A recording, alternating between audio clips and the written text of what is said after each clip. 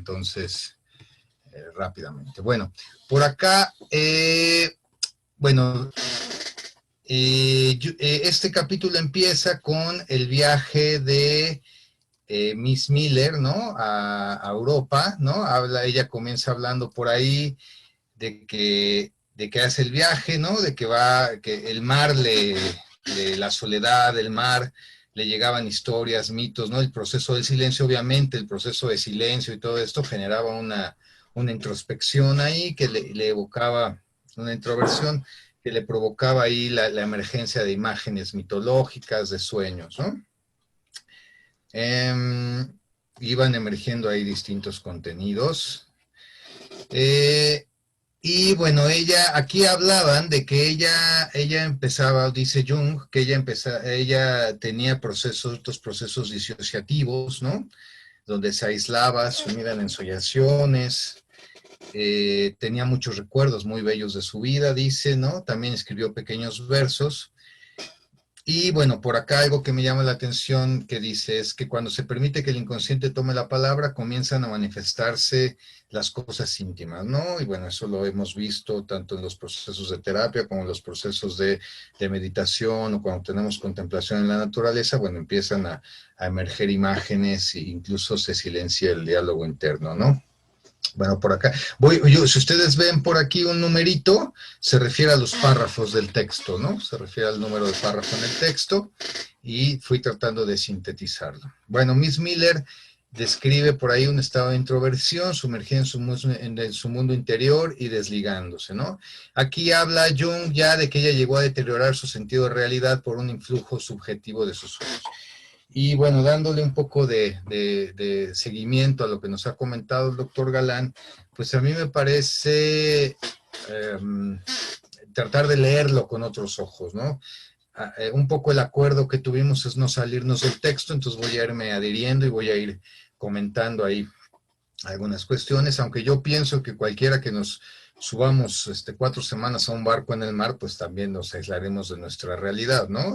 Tendremos procesos ahí de un poco de introversión, de introspección y de contemplación del paisaje, ¿no? Me parece que el viaje en el mar, el ejercicio de exploración que ella realizaba, crearon las condiciones para la emergencia de contenidos del inconsciente, ¿no? Y bueno, aquí fui sacando algunos fragmentos del texto, ¿no? Dice, pero cuando el viaje se aproximaba a su fin, los oficiales de a bordo se deshicieron en toda clase de exquisitos cumplidos y atenciones. Y yo pasé muchas horas agradables con ellos enseñándoles inglés. Junto a la costa de Sicilia, en el puerto de Catania, escribí una canción de marineros que no era más que una adaptación de una canción muy conocida sobre el mar, el vino y el mar.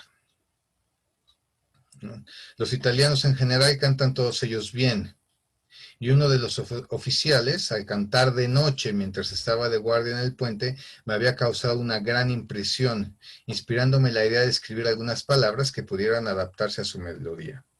Poco después tuve casi que darle la vuelta al viejo proverbio, ¿no? Perdonen mi italiano, Verder Napole puede morir, ¿no? Porque en el puerto de Nápoles empecé de pronto a sentirme muy enferma, aunque no de gravedad. Luego me recuperé lo suficiente como para bajar a tierra y visitar en coche los principales monumentos artísticos. Ese día me dejó muy cansada. Y como teníamos la intención de ver Pisa al día siguiente, volví pronto a bordo. Me acosté enseguida sin soñar con nada que fuese más serio que la belleza de los oficiales y la felicidad y la fealdad de los mendigos italianos, ¿no? Y bueno, ya aquí retomando toda la impresión que le causa el oficial cantante, ¿no? La fantasía que pudo haber detonado, el deseo erótico, un chico italiano guapo. No me van a decir que son feos los italianos, ¿no? Y bueno, ella le compuso un poema. Hecho serio que hay que considerar, ya que eso dice Jung, ¿no? Ya que una impresión acompañada de una introversión ejerce sobre el ánimo un efecto profundo, ¿no? Bueno, aquí ya vamos viendo un poco el proceso que ella va sintiendo a partir de el impacto, el gusto, la atracción que siente sobre el oficial y los efectos del proceso que ella está teniendo Y bueno, ya siguiendo lo que nos decía el doctor Galán, pues ella hizo intencionalmente este ejercicio, ¿no? De reflexión, de introversión, de contemplación de sus contenidos, ¿no? Ella aclara que no quiere pensar en nada más serio que en la belleza de los oficiales italianos, ¿no? Eso es algo importante. O sea, no quiere pensar como en muchas cosas. Y bueno, aquí ya empieza a narrarnos cómo es que ella se va quedando dormida, ¿no? Que normalmente tenía el sueño ligero, que duerme bien, y que le apareció por ahí la voz de su madre, que la despertaba justo al terminar el sueño siguiente, que en consecuencia debió tener un lugar inmediatamente antes del despertar, ¿no? Y ahí ya nos narra el sueño. Tuve una vaga conciencia de las palabras, when the morning stars sang together, ¿no? Cuando las estrellas del amanecer cantaban a coro, que servían de preludio, y si me permite expresarme así, a una idea confusa relacionada con la creación y con corales poderosos que resonaban a lo ancho de todo el universo, pero con ese carácter extrañamente confuso y contradictorio propio del sueño, ¿no? Todo ello se hallaba entremezclado con coros de oratorios interpretados por una de las primeras sociedades musicales de Nueva York y con recuerdos indistintos del paraíso perdido de Milton. Luego lentamente surgieron palabras nítidas de aquel embrollo y enseguida aparecieron en 3 estrofas en mi puño y letra sobre una hoja de papel que escribí ordinaria, a líneas azules en una página del viejo álbum en el que escribo mis poesías y que llevo siempre conmigo. En resumen, aparecieron exactamente tales como unos minutos después se encontrarán realmente en él, ¿no? Y bueno, aquí tenemos justamente el poema que detona toda esta reflexión de este capítulo. Cuando el Eterno creó el sonido, miriadas de oídos nacieron para oírle, y a través de todo el universo, un eco retumbó profundo y claro. Alabado sea el Dios del sonido. Cuando el Eterno creó la luz, miradas de ojos nacieron para verla, y oídos que oían y ojos que veían, entonaron de nuevo el poderoso coral. Alabado sea el Dios de la luz. Cuando el Eterno creó el amor, miradas de corazones empezaron a vivir, y oídos llenos de música y ojos llenos de luz, repicaron juntos con corazones rebosantes de amor. Alabado sea el Dios del amor, ¿no? Y bueno, por eso está por ahí en el párrafo 61. Y aquí ya Jung comienza a mencionar que al parecer ella subestima la importancia de la impresión erótica, ¿no? Ella lo desplaza, ella lo va desplazando, lo que confirma que las impresiones eróticas débiles suelen subestimarse, especialmente al ser la relación imposible, ¿no? En este caso, bueno, pues ella, una turista norteamericana con un oficial marinero italiano, pues era complicado más allá de un affair, ¿no? Si la impresión es potente, su energía puede ser desviada, lo que puede generar un conflicto, particularmente a las creencias sobre la sexualidad. Y aquí dice Jung, ¿no? Miss Miller tenía predisposición para impresiones profundas. Yo ya no lo sé, yo ya a partir de lo que hemos ido revisando, ya no estoy muy seguro, a lo mejor era una persona muy sensible, ¿no? Y estaba particularmente enfocada en hacer este ejercicio de revisión, ¿no? De sus contenidos. Bueno, y aquí ya vamos recalcando la importancia de los sueños, ¿no? Cómo es que van mostrándonos rasgos de la personalidad, así como impresiones que se rehusan al reconocimiento consciente, ¿no? Toda la parte del proceso de emergencia simbólica, emergencia de contenidos simbólicos, de contenidos manifiestos, de contenidos latentes. Y bueno, pueden generarse procesos regresivos en los patrones de relación con los imagos paternos, ¿no? Como figuras arquetípicas primigenias, ¿no? Y aquí, bueno, ya empieza a retomarlo Jung un poco para hablar de cómo en el poema va apareciendo la figura del dios, ¿no? A partir de la evocación del sueño, lo relaciona con la impresión que le genera el oficial italiano, ¿no?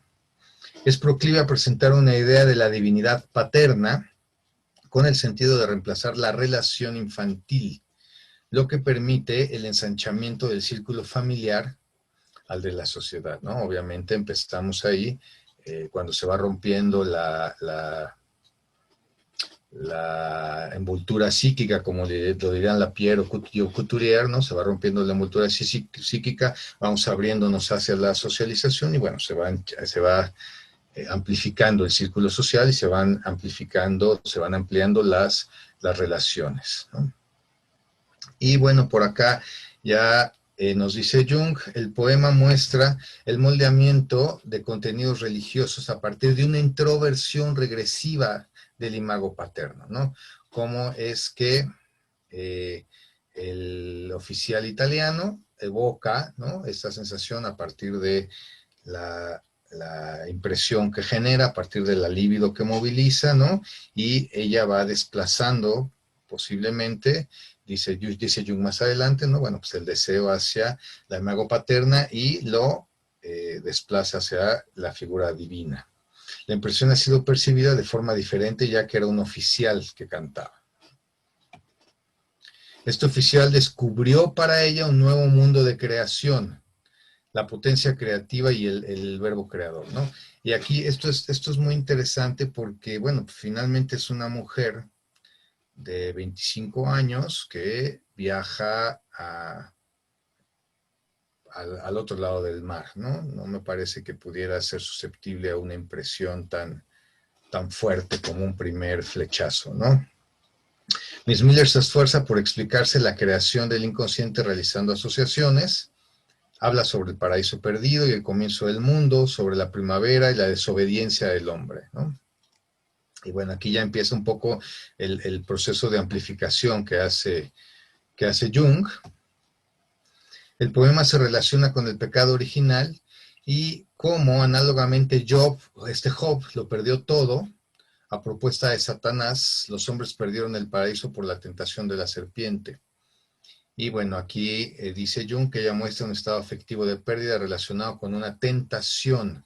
Al no haber caído en ella, sufre sin ser culpable, ¿no? Y ya podríamos, aquí ya Jung va interpretando, va asociando esta cuestión de el no haber podido realizar la relación, ¿no? Entonces, bueno, ahí va habiendo una pérdida, por lo menos el vínculo, ¿no?, con este hombre.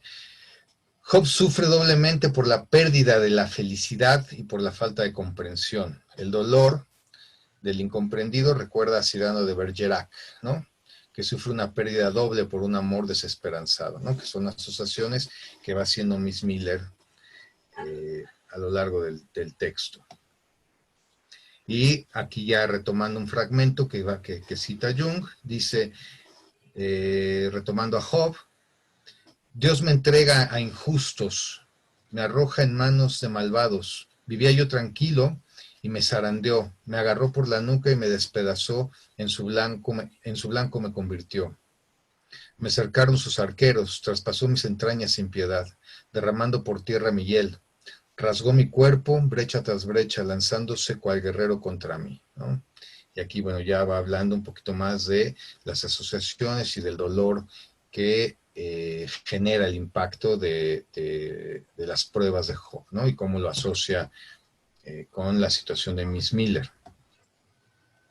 Pareciera que a la analogía de la lucha sin esperanza va acompañada por acordes de la creación, llevándonos a imágenes del inconsciente que no habían visto la luz, ¿no? Y cómo van emergiendo distintas imágenes como el mundo perdido, ¿no?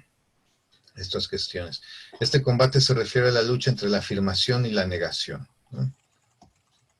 Y bueno, aquí ya justamente cómo van apareciendo distintas imágenes divinas, cómo se va dando el desplazamiento, ¿no? Yo fui intentando ilustrar un poquito lo que me iba evocando el texto, ¿no?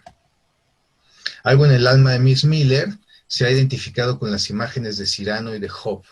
Sufre por la pérdida del paraíso, ¿no? A partir, bueno, un poco del deseo erótico despertado por el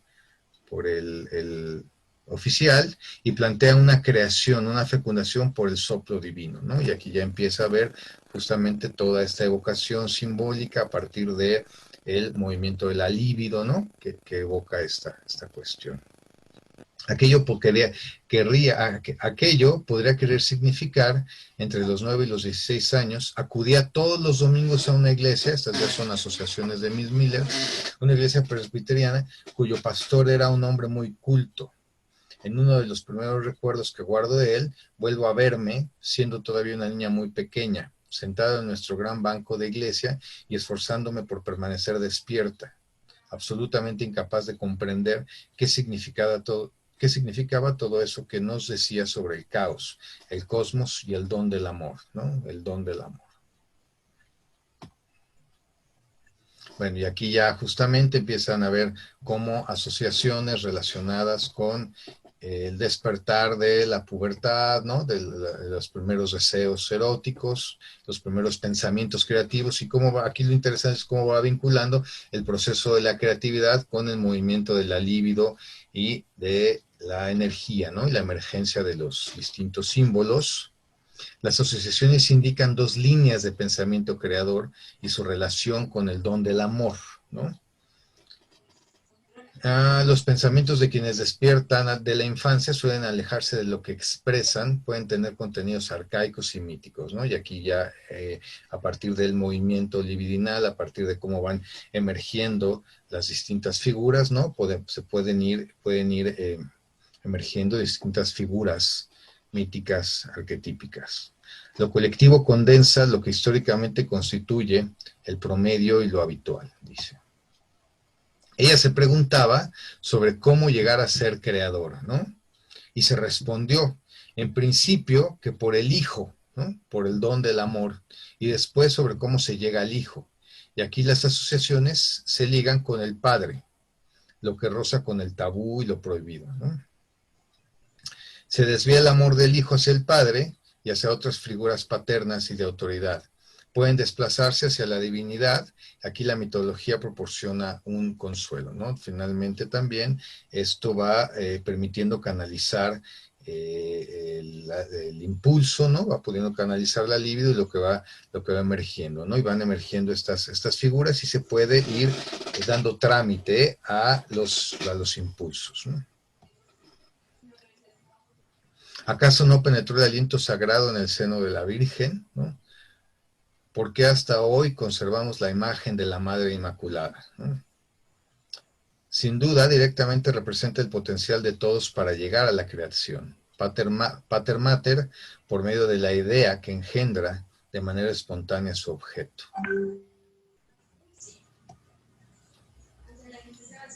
Todo lo psíquico presenta una doble significación. Lo que es arriba es abajo, ¿no? Lo que es afuera es adentro, situación que nos permite un razonamiento sobre todas las manifestaciones de esta naturaleza. La noche en vela de Miss Miller significa mucho más que el despertar erótico hacia el marinero. Esto solo es la mitad inferior, falta la creación ideal, ¿no? Falta todo el proceso de compensación. Es una mujer con capacidad intelectual que aspira a la fecundidad espiritual. Esto explica su excitación y cómo la proyección de su ideal al futuro procede del inconsciente superior, ¿no?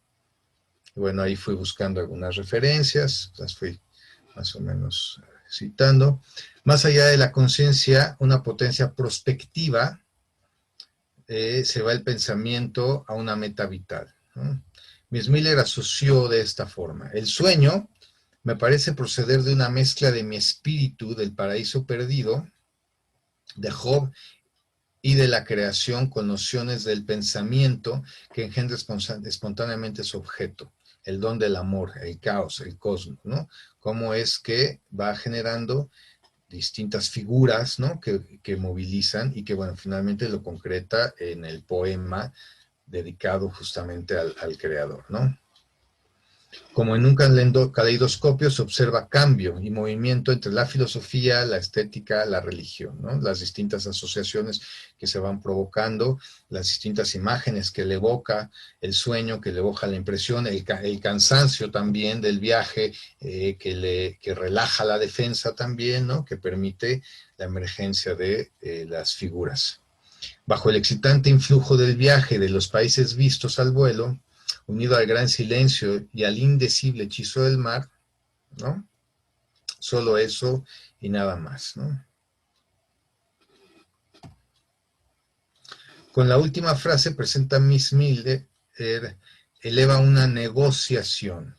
¿Qué ha pasado con el joven que cantaba? Yo acá me pregunto, ¿no? Ya podemos ver ya más bien todo el proceso de introversión y el proceso interno de las figuras que detonó la impresión. Nadie habría de saber que era una estrella matutina. Ok. Nadie habría de saber que era una estrella matutina que precedía la canción de un nuevo día. ¿Qué pasó? Ahí estamos. ¿Cuán colectivas son las formas de una experiencia semejante? Lo muestra una canción de amor que ha sido objeto de muchas variaciones y que cito aquí en su versión en griego moderno, ¿no? Epirota. Nos vio una estrella nocturna, nos vio la luna, y la luna inclinándose se lo confió al mar. El mar se lo confió luego al remo, el remo al marinero, y éste hizo entonces una canción que los vecinos oyeron, y que oyó el sacerdote, que se lo dijo a mi madre, por quien lo supo mi padre, que se enfadó horriblemente. Luego me riñeron y me ordenaron y dijeron que no acuda jamás a mi puerta, y nunca a mi ventana. Pero a mi ventana iré, como si fuera mi flor, y jamás descansaré hasta haber hecho mío a mi amor, ¿no? Y aquí, bueno, ya va mostrando distintos procesos de asociación, cómo va vinculándolo con distintos poemas, ¿no? Miss Miller termina citando a Poe en El Cuervo, ¿no? Mientras daba cabeceada, soñoliento, se oyó de pronto un repiqueteo, como si alguien llamara suavemente a la puerta de mi habitación. Es alguien que viene a visitarme, murmuré, y da golpecitos a la puerta de mi habitación. Solo eso y nada más. Donde un cuervo espectral llama a la puerta, el cuervo se llama Nevermore, ¿no? Grazna un siniestro nunca más. Viejos recuerdos retornan atormentadores y el espectro dice inexorable, Nevermore, ¿no? Y el poeta trata de argumentar al huésped. ¿Qué es esa palabra? Que esa palabra sea el signo de nuestra separación, pájaro o demonio. Grité levantándome. Vuelve a la tormenta y a la orilla plutoniana de la noche. No dejes ni una pluma negra en prenda de la mentira dicha por tu alma. Deja intacta mi soledad. Abandona el busto de encima de mi puerta. Saca tu pico de mi corazón y aleja de mi puerta tu silueta, dijo el cuervo, nunca más, ¿no? Como si ya hubiera estado ella, tocada ¿no? Por esta imagen, ¿no? Por este deseo que emerge, que la alcanza, que aparece en ella, ¿no? Estas palabras quitan importancia a la situación. Only this and nothing more. Vienen de la decepción y desesperación que causa el amor despechado, ¿no? El tono del poema recuerda vivamente a Aurélie de Gerard Neval, ¿no? Donde se anticipa el mismo destino que toca en su suerte a Miss Miller, la demencia, ¿no? Y aquí es donde, bueno, ya nos fue aclarando el doctor Galán, ¿no? Que ella no enloqueció. También el significado del cuervo en la quimia, ¿no? El nigredo y cómo emerge, ¿no? Cómo emergiendo la parte oscura, la parte de la sombra. La cita desmiente a la poetisa, ya que ella subestimó la impresión que le causó el cantante nocturno. Esa minusvaloración es la causa de la no asimilación de la conciencia, por lo que surgen los enigmas psicológicos, ¿no? Justamente cuando se da la negación, ¿no? Cuando se da la supresión del contenido, bueno, pues se va alimentando el complejo, ¿no? Se va alimentando esta energía que queda ahí volando y bueno, se va dando ahí la posesión, ¿no? También aquí hay una gran similitud con la conducta de Gerard de Nerval hacia Aurélie, cuya aparición no quería él reconocer que fuese significativa. Era incapaz de conceder a una femme ordinaire de laisser monde, perdonen mi francés, el resplandor que su inconsciente le confería. Hoy sabemos que una impresión de tamaña potencia se funda en la proyección de un arquetipo, en este caso el del ánima, ¿no? O el del ánimus, ¿no? Y entonces, bueno, aquí ya nos empieza a mostrar cómo posiblemente Miss Miller hizo la proyección del ánimus hacia el oficial italiano, ¿no? O por lo menos la lectura que le va dando Jung ahora, ¿no? Y cómo es que fue detonando todo este movimiento, ¿no? Y que se cristaliza con el poema. La impresión opera en el inconsciente y produce fantasías simbólicas. Estrellas de la mañana que cantan, el paraíso perdido, el anhelo vestido como manto sacerdotal que pronuncia oscuras palabras sobre la creación del mundo y se elevan en un himno religioso. El cantante, por un rodeo, se ha convertido en relación con la imagen paterna en creador, Dios del sonido, Dios de la luz y el amor. La libido se ha desplazado hacia un objeto simbólico. El rodeo de la libido pareciera un vía crucis, como lo demuestran las referencias al libro de Job y al paraíso perdido. Igualmente las asociaciones llevan referencias a Cirano, ¿no? Un sufrimiento como el de haber caído en el pecado, teniendo que cargar una vida terrena, o como los sufrimientos de Job, que fue un juguete de los poderes del más allá, ¿no? O como el Fausto, ¿no? Cuando Mefistófeles dice, ¿qué apostáis? Todavía habéis de perderle si me dais el permiso de llevarle. Por mi camino quedo y poco a poco, ¿no? ¿No? Cómo va cayendo en la sombra, cómo va desintegrándose, ¿no? Cómo va cayendo en esta un poco, pues, angustia, ¿no? En el conflicto entre el bien y el mal, entre el deseo y el no deseo, ¿no?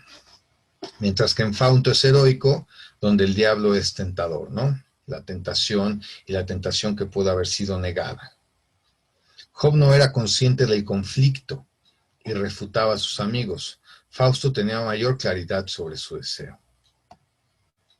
Miss Miller actúa como Job, no tiene conciencia de sí, por lo que el bien y el mal provienen del más allá, ¿no? Y aquí es como él va interpretando la creación y el desplazamiento hacia la figura divina, ¿no?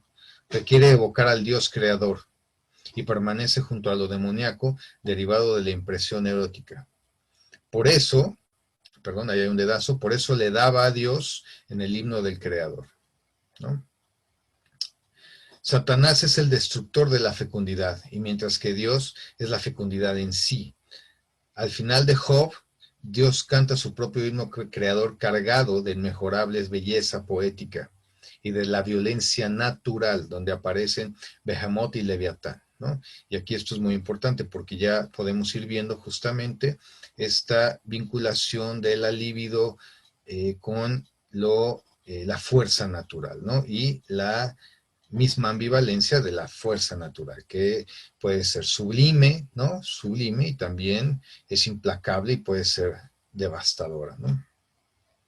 Bueno, y aquí fui tomando unas notas de las figuras, ¿no? De quiénes son, y yo lo asocié, esto me parece muy interesante, con una figura muy representativa de El viaje al oeste, un libro sobre mitología china y sobre el puerco y sobre la relación de puerco, que es un acompañante en el viaje al oeste, que representa todo lo físico, toda la necesidad física de alimentación, ¿no? Bueno, Leviatán. A pesar de que en algunas ocasiones se le confunde con una enorme ballena, lo cierto es que Leviatán es un dragón que vive en las profundidades de los mares y tiene aliento de fuego, que es tan grande que puede hacer hervir el mar a su paso, tiene un corazón duro y no le asusta el que algunos marinos quieran capturarlo, ¿no? Algunos creen que Leviatán es el mar mismo, ¿no? Y cómo van emergiendo estas dos figuras, ¿no?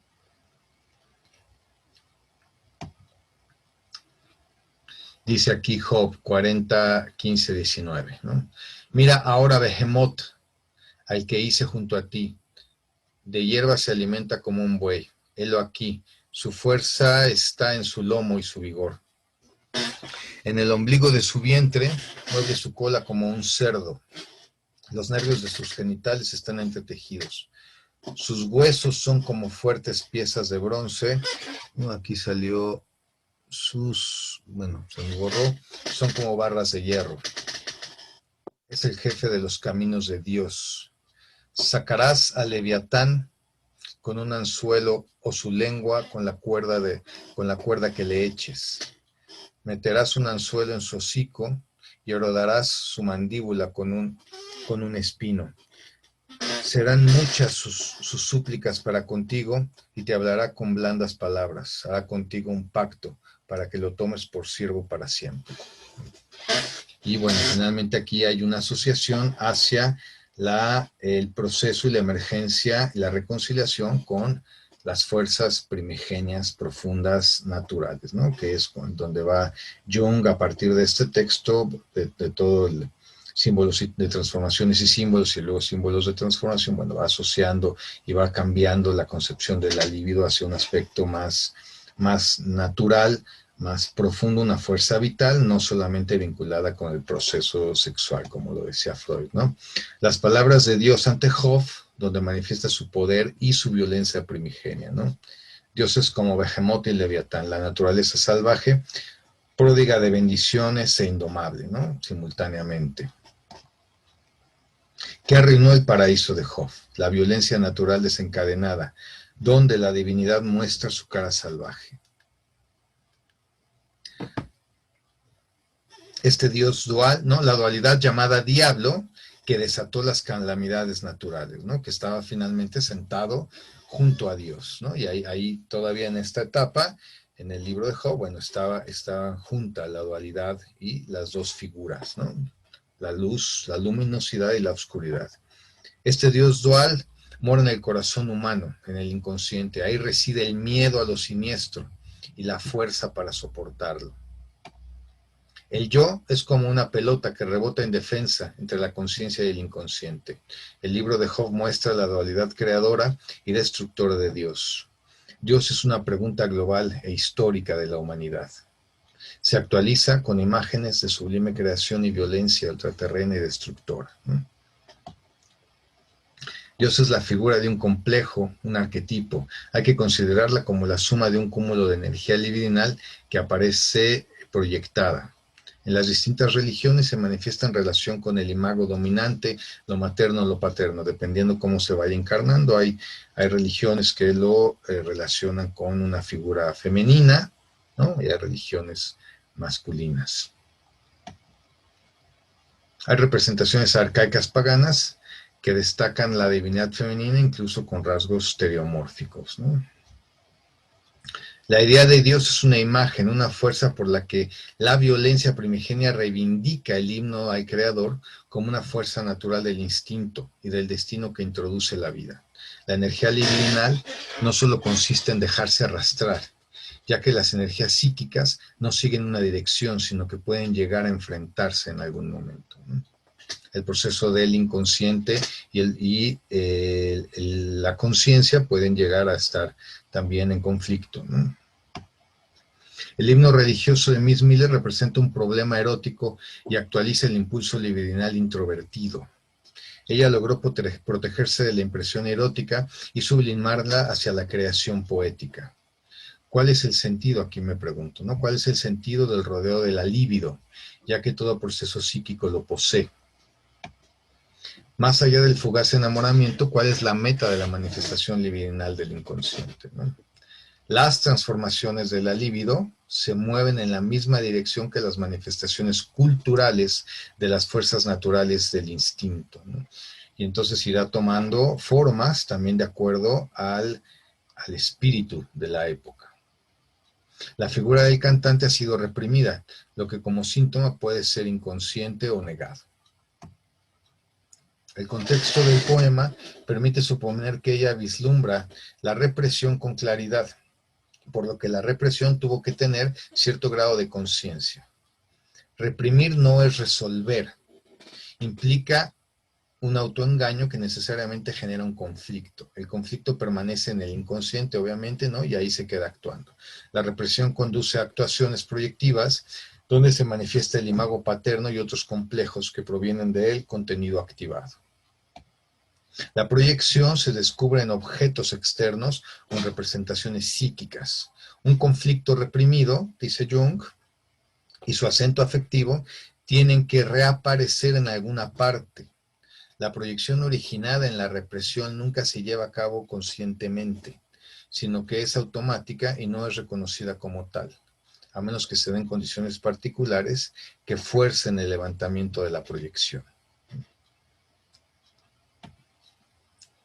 Con la proyección parece que uno se ha liberado del conflicto, ¿no? Depositando la responsabilidad en otra persona o circunstancia. Al reactivarse la imago paterna, nace el himno a la divinidad, de ahí el énfasis en el Padre Creador. La divinidad paterna constituye una proyección que deviene del autoengaño, que relativiza la dificultad y hace un como sí de desaparición. Si un producto emerge sin el concurso de la represión, estaremos ante una transformación psíquica espontánea y natural, por lo que la divinidad creadora originada ya no sería un producto de la represión, sino una sublimación. Esa divinidad sería una manifestación de creaciones artísticas que se expresan libres de conflicto, ¿no? Y ahí, bueno, ya llevamos a otro nivel de procesamiento de la libido, ¿no? Como ocurrió con el poema. En la medida en que deviene de la represión, le es inherente un condicionamiento a un complejo que las desfigura neuróticamente y les imprime un sello sustitutivo. La creación artística intelectual contribuye a un proceso natural que no necesariamente tiene relación con procesos filosóficos religiosos. La imagen del Dios que surge del acto creativo, espontáneo, surge, salud, surge por derecho propio y suele reclamar autonomía de su creador. La relación entre creador y criatura es dialéctica, ¿no? Se alimentan, se retroalimentan, se confrontan mutuamente. Y el hombre suele ser la parte reactiva, no activa. De ahí que un entendimiento ingenuo puede deducir que la figura surgida constituya un ser para sí, llegando a creer que no deviene del sujeto, sino que ésta lo ha formado a él. Al ser la creación un fenómeno natural, falta por decidir si una imagen de Dios es creada o se crea a sí misma. La mente ingenua suele considerarla autónoma y establecer una relación dialéctica con ella, por lo que en situaciones difíciles suele invocarse su presencia para pedir auxilio y en ellas las resuelve. Psicológicamente significa que los complejos que pesan sobre el alma se proyectan de manera consciente sobre la imagen divina, lo que es una sublimación. Los conflictos se abandonan a una instancia inconsciente, ya que se prefiere olvidarlos, aunque la práctica religiosa exige que uno sea consciente de sus pecados, ¿no? El proceso de reconocimiento del deseo, de la acción, de los estados afectivos. Un medio para el examen de conciencia es la confesión, lo que mantiene actualizada la conciencia del conflicto, siendo esto una condición sine qua non para la psicoterapia, ¿no? El proceso de estar en situación de reconocimiento, de autoexploración. Así como en la psicoterapia el paciente proyecta sobre el clínico sus conflictos, en la práctica religiosa se apela a la divinidad, ya que, como dice la estructura, en el término medio de su sangre, la redención, el perdón de los delitos. Él es el que revoca y rescata nuestra deuda, un Dios que está por encima del pecado, el que no cometió pecado y en cuya boca no se halló engaño, el mismo que sobre el madero lleva nuestros pecados en su cuerpo. Se alaba la inocencia del sacrificio de este Dios, ¿no? La proyección consciente rinde buenos servicios psíquicos, ya que la conciencia del conflicto, ¿no?, el pecado, entre dos tendencias enfrentadas, evitan que se instale un padecimiento derivado de la represión.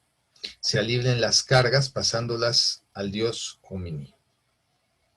La figura de la divinidad es la imagen psíquica de un complejo de representación arquetípico que la fe piensa como un ens metafísico, ¿no? Una entidad metafísica, ¿no? Por ahí hay una cita, pongo una cita de lo que es un ens según Paracelso. Esta se las voy a pasar se la voy a pasar a Ada para que se las haga llegar si quieren.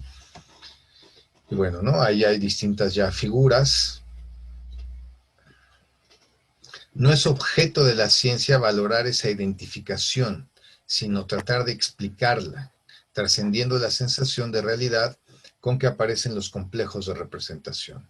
Los complejos poseen cierta autonomía funcional, lo que demuestra su existencia psíquica que se configura en una vivencia y la hace susceptible de estudio más allá de los actos de fe. Las existencias psíquicas corresponden con su naturaleza y se tejen en la personalidad del individuo, lo que las expone a los postulados de fe, garantizándose una uniformidad y persistencia por medio de la tradición y las instituciones. Las restricciones nociológicas de la mirada científica consideran que las figuras religiosas son productos de la psique individual. Voy a avanzar un poco.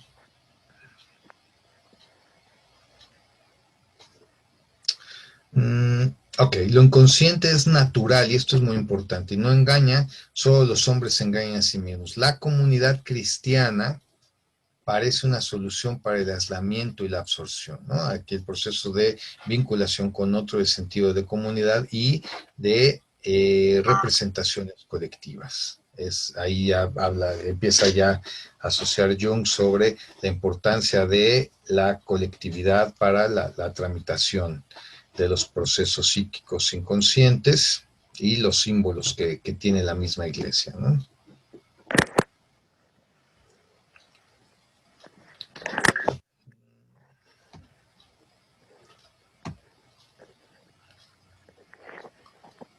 Ok.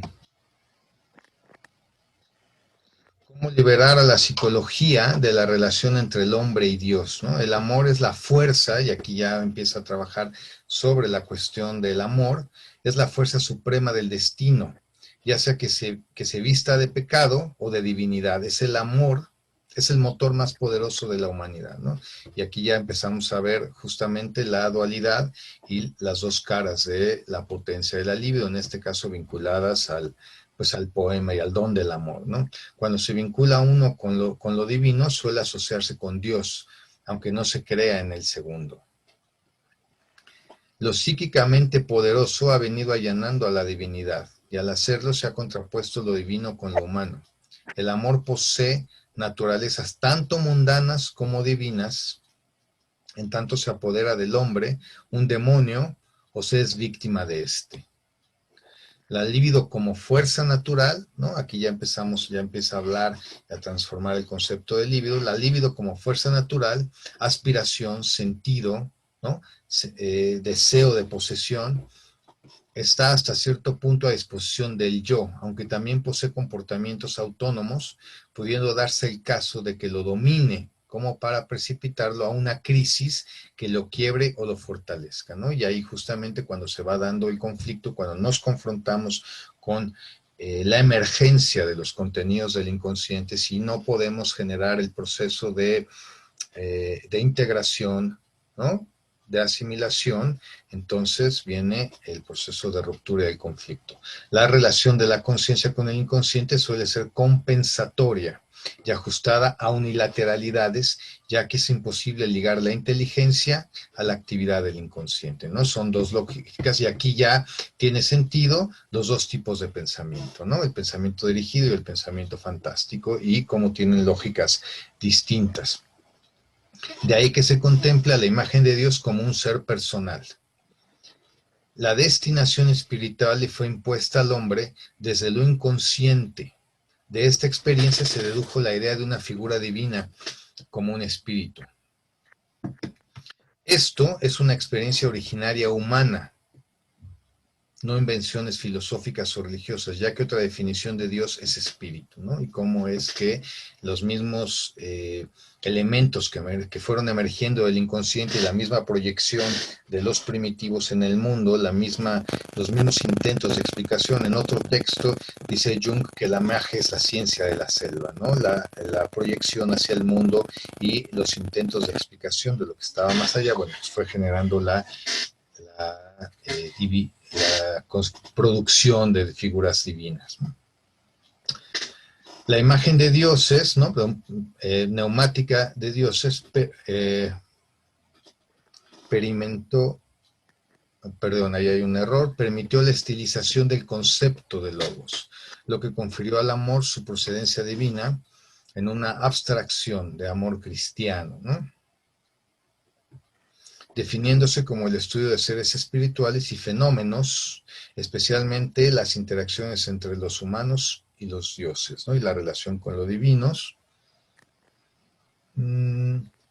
Este amor espiritual que pertenece a la divinidad es el que une a la comunidad humana, ¿no? Un amor sublimado, ¿no? Un amor de vinculación. Por tanto, acogeos mutuamente como acogió Cristo, como os acogió Cristo por la gloria de Dios. Cristo acogió al hombre con amor divino, por lo que el amor humano no solo debe poseer un carácter espiritual, ya que la energía arquetípica en general no se halla a disposición de la conciencia, por lo que las formas humanas de amor suelen no tenerse como espirituales.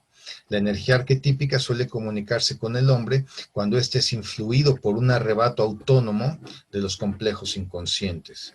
Quien ejercita el amor espiritual está habitado por un amor semejante mediante un donum gratiae, ¿no? El don de la gracia, y difícilmente experimentará la usurpación de un acto divino, ¿no? El don de la gracia nos protegería en este caso de una inflación, de una posesión, ¿no? Debido al don del amor, puede desde esta perspectiva ocupar el lugar de Dios. El hombre puede aparecer como figura arquetípica o padecer los efectos ocupando en cierto lugar el de Dios. Esto en la Iglesia Católica constituye una institución que no puede ponerse en duda, ¿no? El don del amor resulta una comunidad de naturaleza arquetípica que se diferencia por la trascendencia de su simbolismo y responde al arquetipo dominante. La aproximación entre personas que comparten tendencias arquetípicas genera una intimidad psíquica, ¿no? Una representación colectiva, ¿no? Que roza la esfera personal del amor humano y que entraña ciertos riesgos. Pueden manifestarse instintos eróticos, la intimidad crea caminos cortos entre las personas, se generan los vínculos, se van fortaleciendo ahí los procesos de acercamiento, y el cristianismo quiere ser la liberación de esta parte, ¿no? De esta parte de los vínculos más mundanos, de la parte más mundana, y el amor más espiritual, ¿no? Tanto en la antigüedad como en algunas religiones orientales, la experiencia religiosa ha sido concebida como una unión física con la divinidad. La descomposición moral de los primeros siglos de nuestra era provocó una reacción compensatoria en las religiones mistéricas. El cristianismo y el mitraísmo aspiraron a una forma superior de comunidad bajo el signo de una idea proyectada de lo divino que contenía al fuego salvaje atribuido a los astros o a los demonios, ¿no? Un intento de sublimar los impulsos más mundanos, ¿no? Y una regulación de la conducta, de la actividad, de la regulación sexual, ¿no? En las liturgias de Mitra se lee: la fuerza humana de mi alma, que reconquistaré otra vez libre de culpa, tras la presente miseria amarga que me aflige. Psicológicamente puede traducirse como una coerción libidinal.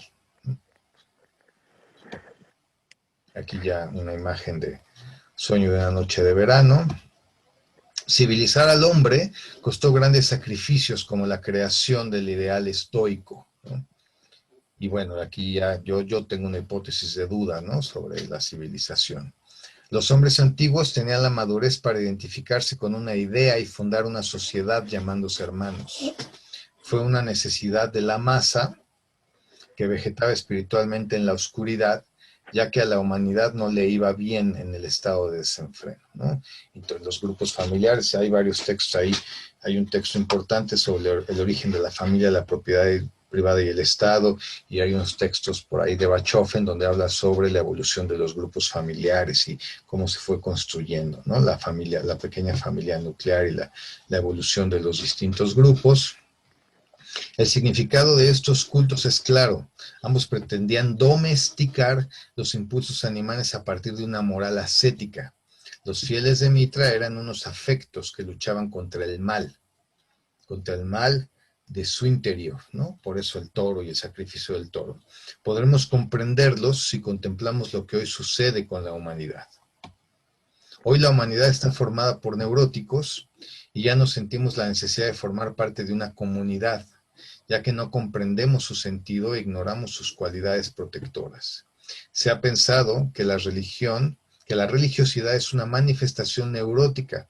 Freud cometió este error, ¿no? Yo concuerdo con que no lo creo. Yo creo que la religiosidad nos da un sentido de trascendencia, de vinculación interior y que nos permite tramitar y nos permite establecer un contacto con impulsos más primigenios.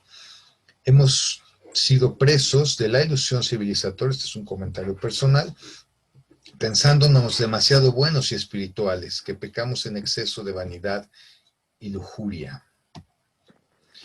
Hoy enfrentamos el profundo abismo de una humanidad siniestra y grotesca. Conocemos la capacidad destructora del hombre que está presente si la psique colectiva se hace con el poder. La psique de la masa es primitiva y egoísta y su meta es instintiva. Miss Miller creó algo valioso.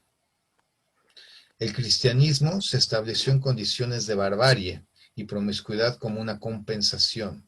Esto explica el arrebato religioso y el poder de la religión para proteger contra el asalto del mal. Miss Miller subestima sus pecados y niega sus necesidades y la compensación religiosa, lo que le quita a su obra valor vivo. Pareciera que su poema es una formación reactiva de un impulso erótico que se verifica al margen de la conciencia. Pudiera equipararse al valor del sueño. A partir de la distracción de la conciencia en la actualidad y el alejamiento del pensamiento religioso, la pecaminosidad elemental se ha desplazado al inconsciente.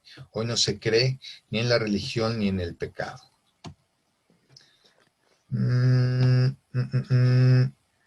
Bueno, y por ahí va avanzando con algunos aspectos. Y bueno, algo importante aquí también habla, por ejemplo, sobre el animismo de otras religiones, ¿no? Este animismo persiste en el Shinto, por ejemplo, ¿no? La multiplicidad de dioses y la multiplicidad de figuras, ¿no? Que aparecen, que emergen. En Séneca se defiende la comunión con la naturaleza, ¿no? Y este proceso que está muy, muy presente y lo podemos visualizar. Por ejemplo, Japón y China mantienen todavía muchos de estos rasgos. Agustín muestra el distanciamiento, esto es importante, ¿no? El proceso de decisión de los impulsos interiores naturales de las distintas figuras. El cristianismo tiene que en el cristianismo tiene que evitarse el mundo y su belleza, porque eso es una tentación erótica, ¿no? Ya que el amor a la creación visible convierte a su hombre en un esclavo. Y una vez poseído por la belleza mundana, se nubla la razón, ¿no? En el amor a la naturaleza, el hombre está atado a los demonios y a su seductor influjo, ¿no? Como en Sueño de una noche de verano, donde el hombre es atrapado por el erotismo salvaje, de ahí que en el cristianismo el hombre tiene que apartarse de ella, ¿no? De la naturaleza y de la lujuria y del contacto con lo primigenio, ¿no? Si consigue unirse al mundo, el hombre puede constituirse en su interior, un mundo espiritual capaz de mantenerse firme frente a las impresiones de los sentidos. La lucha contra el mundo sensible posibilitó la aparición de un pensamiento interno y abstracto y separado del mundo. El hombre adquirió la autonomía de la idea, lo que permitió al pensamiento liberarse del efecto emocional de las impresiones para abstraerse y volver a reflexionar sobre él. Crear una nueva relación con la naturaleza, ¿no? Lo que permitió un nuevo acercamiento. Se reconquista un nivel espiritual en que se establece un vínculo reflexivo con el mundo y la naturaleza. Uno de los aspectos de la devoción religiosa fluyó a la atención consagrada a los objetos naturales y otra hacia la veracidad científica. La antigua sensibilidad natural se manifestó en los días del Renacimiento y en la filosofía natural, ¿no? En la alquimia. Esta ocasionó el retiro temporal del principio cristiano, permitiendo a la mente percibir profundamente los procesos naturales a partir de la razón y la autonomía intelectual. Entre más triunfo obtuvo el progreso y el nuevo pensamiento científico, más se convirtió en prisionero del mundo que conquistó. ¿Por qué? Porque lo materializó, ¿no? Lo delimitó, ¿no? Lo pretendió controlar y pues las fuerzas de la naturaleza son incontrolables, ¿no? Aún durante la primera mitad del siglo XX se concebía al espíritu moderno como una animación de la naturaleza, una viviente intrusión de la que no puede prevenirse ni la ciencia. Se reconoce que el logos, que la filosofía griega asignó al antiguo tipo de Cristo, celebra una nueva reencarnación. Ha tenido que reconocerse la reencarnación del logos sobre una caída del anthropos y del novus en la physis. Al mundo se le ha despojado de los dioses y del alma, desplazándose el centro del interés a lo externo, reduciéndose dramáticamente el conocimiento interno del humano. El interés religioso trascendente se ha alejado del mundo interior y ahora las figuras del dogma constituyen residuos vacíos expuestos a la destrucción.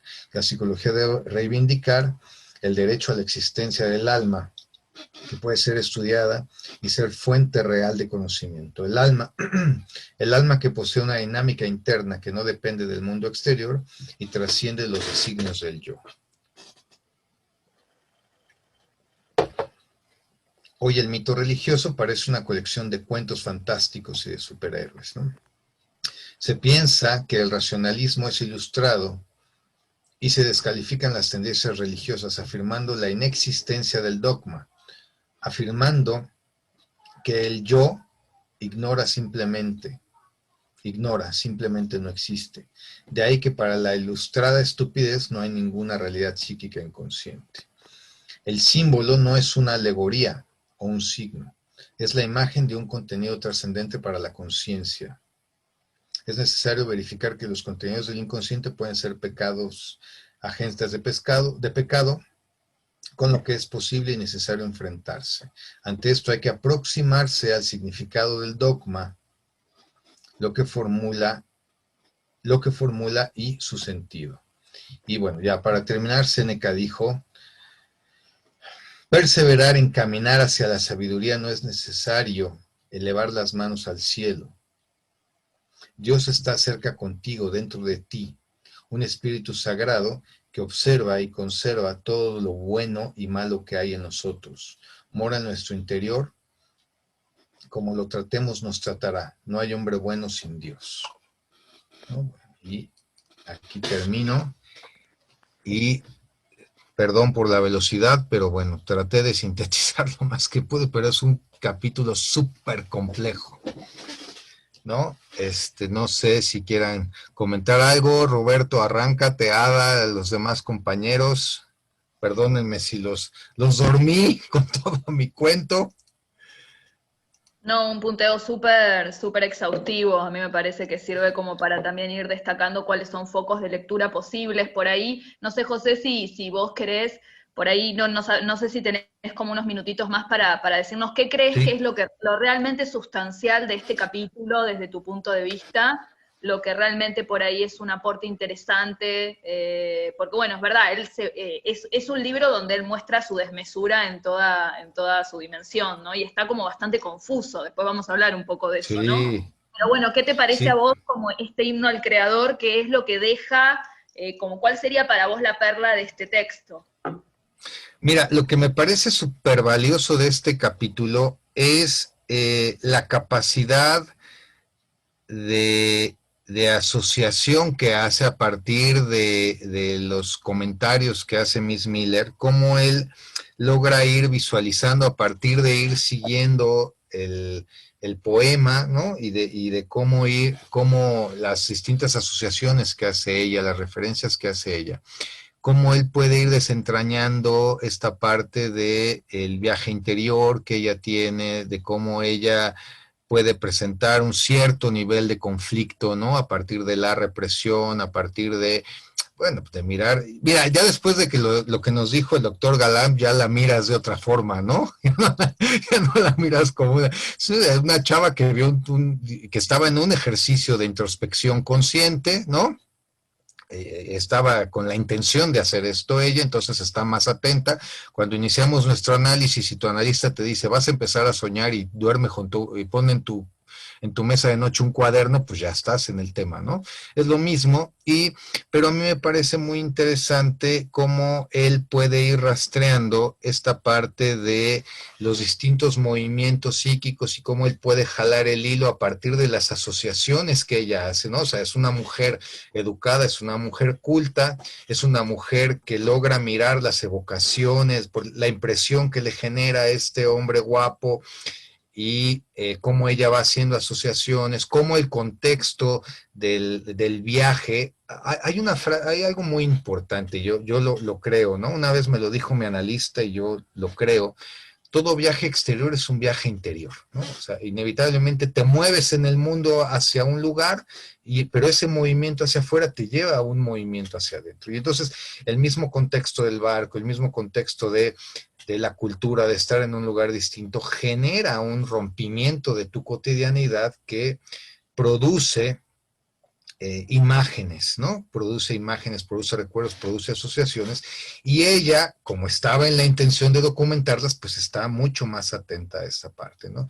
Entonces, lo que me parece súper valioso es el rastreo que logra hacer Jung, el, el, no sé si sea un conflicto, pues, pero el proceso que hace ella a partir de la evocación erótica con la impresión que le genera el marinero, y luego Jung la amplifica, ¿no? Y la jala hasta lugares súper profundos, pero finalmente ella también asocia figuras míticas, asocia figuras filosóficas, ¿no? Entonces, básicamente es lo que a mí me parece súper valioso dentro de todo lo confuso que puede ser ese capítulo, mezclado un poco con mis propias asociaciones también, ¿no? Pero bueno, esa fue la intención. No sé si quieran Sí, comentar algo. quedó súper claro, ¿no? Me parece que ahí sí hay como un despliegue de... Yo creo que también, que era lo que hablábamos un poco, bueno, con algunos compañeros, a mí me parece que este texto también, tanto el himno al creador como la canción de la polilla, tienen como el valor de la prefiguración de conceptos que él después va a desarrollar. Hay muchos conceptos prefigurados acá, entonces a quienes nos interesa la obra de Jung es interesante asistir a cómo esto fue creciendo en germen, ¿no? Cómo acá están los gérmenes como puñados muy importantes de conceptos que él después va a desarrollar. En la canción de la polilla también Sí, pasa, ¿no? sí. Lo súper, mira, es que es muy cómodo llegar a leer los textos sintéticos, ¿no? Los textos integradores, el tomo 7, el tomo 8, ¿no?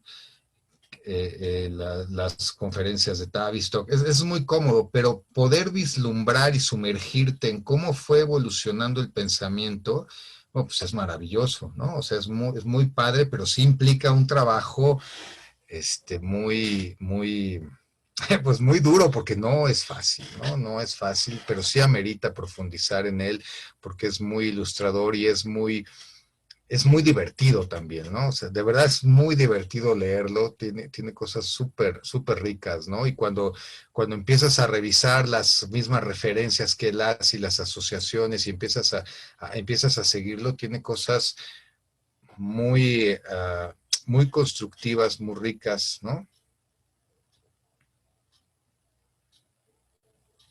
Totalmente. No sé si alguien quiere comentar algo y aprovecharlo a José, que ya está estos últimos minutos con Sí. nosotros, porque ya se tiene que ir. Si alguien quiere hacerle algún comentario o alguna pregunta, y vamos a ir pasando ya a la canción de la polilla, que es el último tramito que nos queda por recorrer. Bueno, yo ya de por sí, gracias José, me parece que fue un punteo súper exhaustivo y ordenador, así que a mí me pareció fabuloso.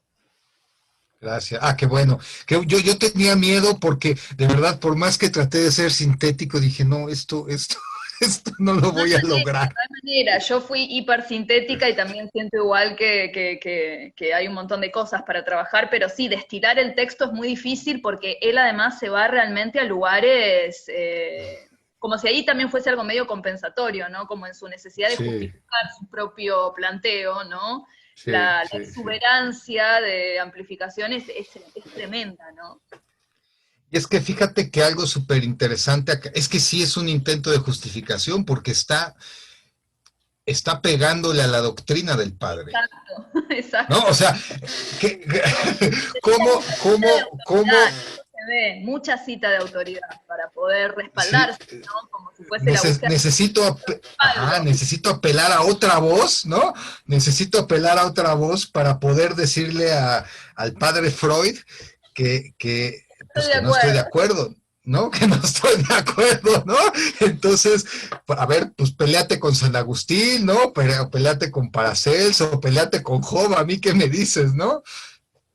Entonces, eso me parece muy interesante y me parece pues muy loable porque pues no cualquiera se avienta un tiro de cuestionar al padre, ¿no?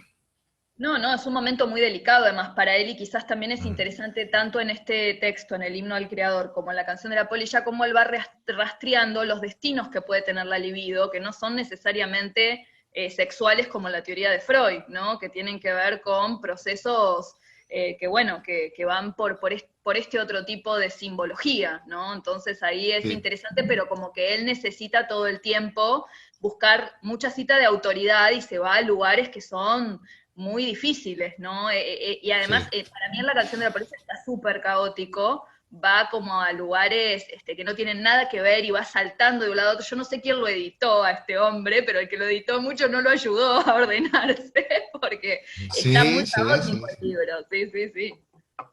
Fíjate que yo no sé, estos textos salieron en los anuarios de psicoanálisis, ¿no? En el segundo y en el tercer tomo de los anuarios.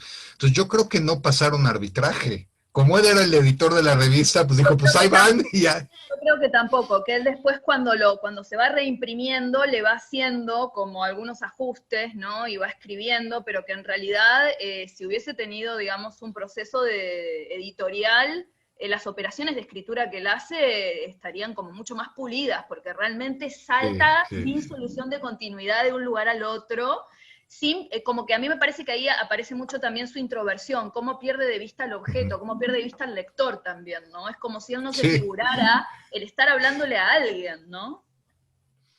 es que realmente yo no, bueno, es que le está diciendo a su papá, no estoy de acuerdo contigo. Este O libro sea, es eso, ¿no? básicamente. Es, A él es a quien le está hablando, tal cual. o sea, realmente, ¿cuáles serían los textos en los que él le está hablando al lector? Tal vez el tomo 7, tal vez el 8, tal vez el 16, ¿no? Tal vez las conferencias que están muy enfocadas hacia una otra persona y que luego fueron transcritas, pero de ahí en fuera, los textos teóricos más vastos, no, hombre, está hablando él a él mismo y Sí, él está como buen escribiendo para intuitivo, ponerse en orden él mismo. sí, y da muchos saltos, ¿no? Como buen Sí, intuitivo da muchos saltos, entonces es como que, bueno, uno tiene que reponer a veces la información que está ahí faltante, porque a él se le reorganiza como su campo sí, intuitivamente, ¿no? Y eso se ve, ¿no? Como para él tiene un pleno sentido los saltos que va dando, pero es como si emergiera de golpe, emergieran esas ideas ya organizadas y no le cuesta como mostrar el proceso de editación a veces, ¿no? Entonces, bueno, sí, a veces sí. hay mucho que reponer, por eso la lectura de a momentos es ardua. Ujú. Sí, no, es muy, muy, muy, muy pesada. Y fíjate, tú puedes ver cuando tiene un proceso de extraversión, porque cuando él va a dictar una conferencia, cuando tú lees el texto de una conferencia, Es otra sí cosa, está enfocado hacia afuera, ¿no? Y entonces frente al estar es otra cosa. Ujú. toda su estructura metodológica, toda su metodología científica es muy clara, ¿no? Incluso hasta cómo define los conceptos. Pero cuando él está escribiendo para él mismo explicarse cosas es súper caótico. Es súper caótico, sí, totalmente. Así que muchísimas gracias, José. Un Ah, placer. muchas gracias. Espero Liberar. no haberlos, perdonen la velocidad y espero no haberlos aburrido, pero no me da, mira, te puedes ir 3 horas con este capítulo nada más sin un problema. Totalmente, sí, en realidad nos queda corto, pero nada, ya me parece que se llevan como mucho material para continuar avanzando con la lectura. Gracias, José. Bueno, un abrazo, gracias, bye. Bueno, y ahora vamos a seguir un poco con la canción de la polilla. Antes por ahí podemos hablar un poco de algo que hablaron en el grupo de la mañana, no sé si alguno estuvo, pero tiene que ver con algunas cosas que Jung declara, creo que es en el cuarto, en el prólogo a la cuarta edición, ¿eh, Roberto?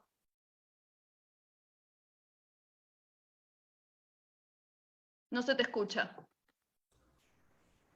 Es el prólogo de Introducción a la Psicología Analítica de los seminarios de 1925. ¿Se me escucha? ¿Bien? Sí, ahora sí. ¿O con eco? No, no, se escucha bien. No sé si querés leer vos algunos fragmentos, los tenés por ahí, porque es interesante lo que él dice sobre este libro en esos fragmentos. Yo entré a escucharte a ti hablar, Tomás. Pero bueno, ya que me dices... Bueno, creo que es bien importante, ¿no? Lo que dijo también el doctor Galán, ¿no? Que de alguna manera a mí me da la impresión de que Jung está muy eh, preocupado por dar un aporte y diferenciarse de Freud, ¿no? Y él tomó, bueno, lo primero que encontró, que de alguna manera fueron estos escritos, ¿no? Sobre Miss Miller, ¿no? Que Fleur Noir me parece que había recopilado, ¿no? Y básicamente toda la descripción que hizo José, ¿no? El himno creador, hay que verlo como una interpretación que hace el propio Jung, no sabemos realmente si esto fue lo que le pasó a Miss Miller, ¿no? Y además una interpretación muy alineada con la digamos, interpretación psicoanalítica, ¿no? De la histeria. Muchas veces este desplazamiento de la libido, ¿no? Hacia los contenidos creativos. Y entonces es importante citar este párrafo en el cual Jung reconoce un poco que finalmente todo el análisis que él hace sobre Miss Miller tenía que ver básicamente con su propia proyección. Él dice en el seminario de 1925, que está publicado en Trota, en el texto Introducción a la Psicología Analítica, lo siguiente. Perdón, te los mandé por WhatsApp al grupo, así que tienen ahí la cita también. En el WhatsApp la tienen, se los acabo de mandar. La pueden seguir en el teléfono si tienen. Bien. Dice, tomé las fantasías de Miss Miller como una manifestación de dicha modalidad autónoma de pensamiento. Se está refiriendo claramente al pensamiento pasivo, ¿no? O fantasioso, simbólico. Pero no me percaté de que Miller representaba esta misma forma de pensamiento dentro de mí mismo. En otras palabras, se convirtió en una figuración del ánima, en el portavoz de una función inferior de la cual yo era muy poco consciente. Sabemos que esto es, digamos, la temática del libro rojo, ¿no? Que es algo que va a desarrollar ampliamente su relación con la función afectiva, la simbólica, su lucha entre el aspecto racional y el aspecto más inconsciente. Y dice también lo siguiente, ¿no? Me conmocionó pensar en la posibilidad de la existencia de una vida de fantasía dentro de mi propia mente. Ello atentaba contra todos los ideales intelectuales que había concebido hasta la fecha aplicado a mí mismo. Y tan grande era mi resistencia ante semejante idea que únicamente podía admitir el hecho en mí mismo a través del proceso de proyectar mis propios contenidos en los de Miss Miller. Pues esto está muy claro, ¿no? O por decirlo más rotundamente, si cabe, el pensamiento pasivo, me parecía algo tan débil y pervertido que únicamente podía ocuparme con él por mediación de una mujer enferma. Y acá también está toda esta idea, digamos, de la psicopatología francesa, ¿no? La idea de Janet y de Ribot, donde de alguna manera el contenido simbólico está asociado también mucho a lo psicopatológico, ¿no? Si bien es cierto, esto ha ido cambiando en el propio Freud, donde los contenidos, digamos, inconscientes pasan de ser campo de la histeria, campo de los sueños, a la vida cotidiana. También en la mirada junguiana esto ha ido evolucionando y bueno, se ha ido también viendo que en realidad la vida de vigilia también tiene contenido a la vida simbólica, ¿no? que no son dos realidades separadas, sino que siempre van juntas.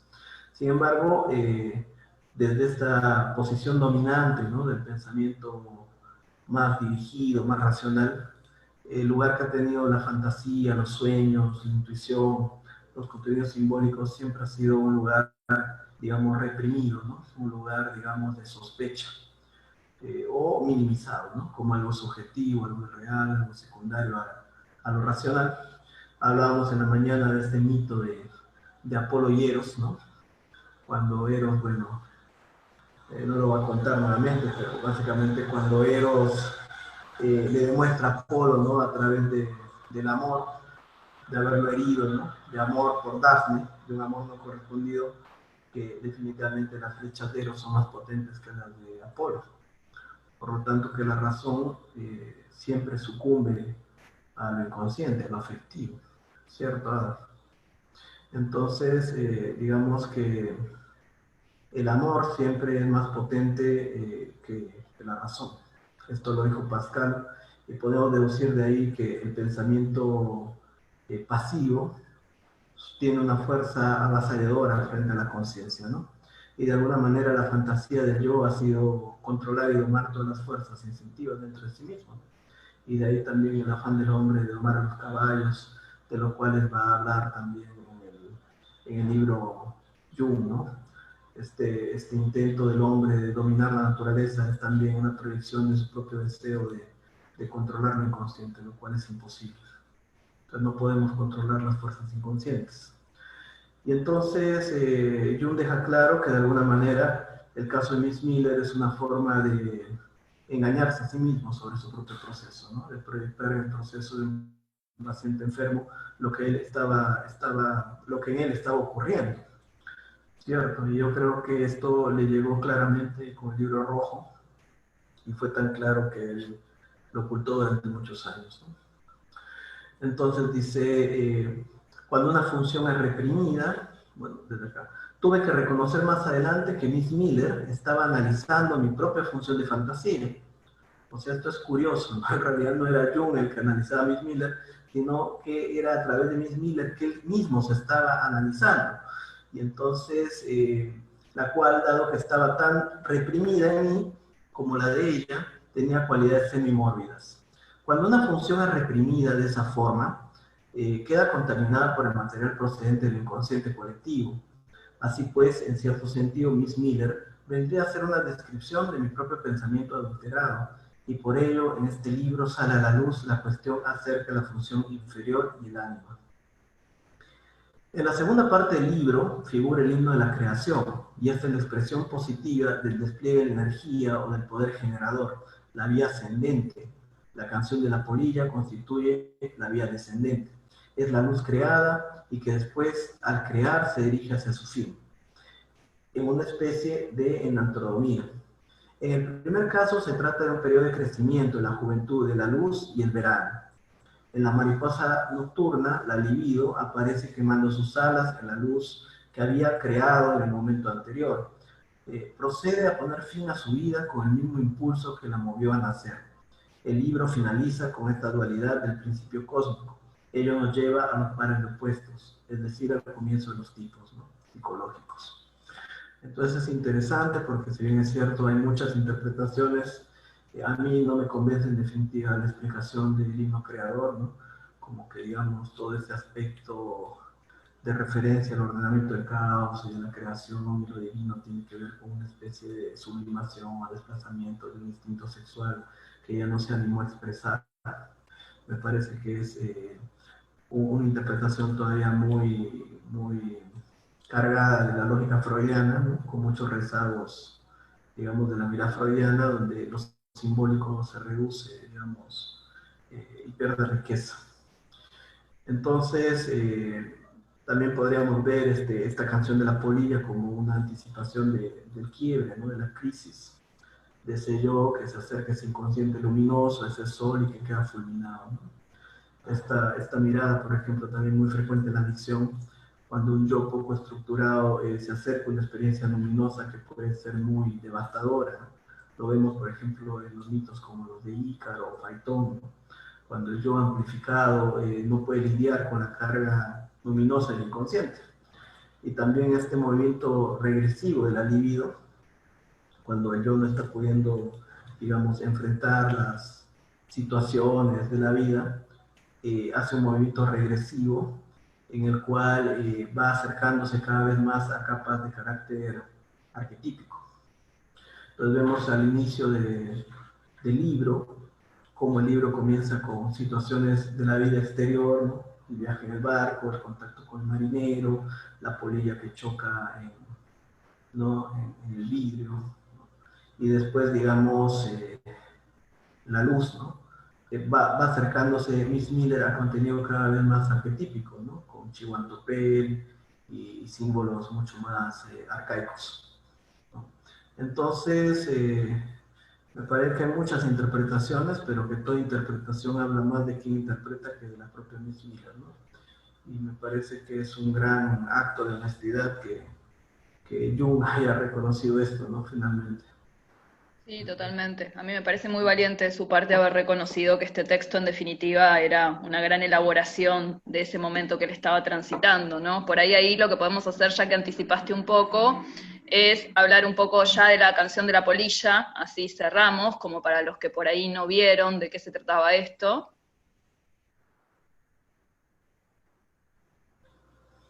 ¿Se ve el PowerPoint o no?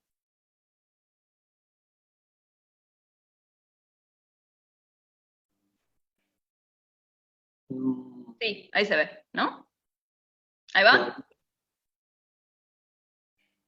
Aún no, pero ya.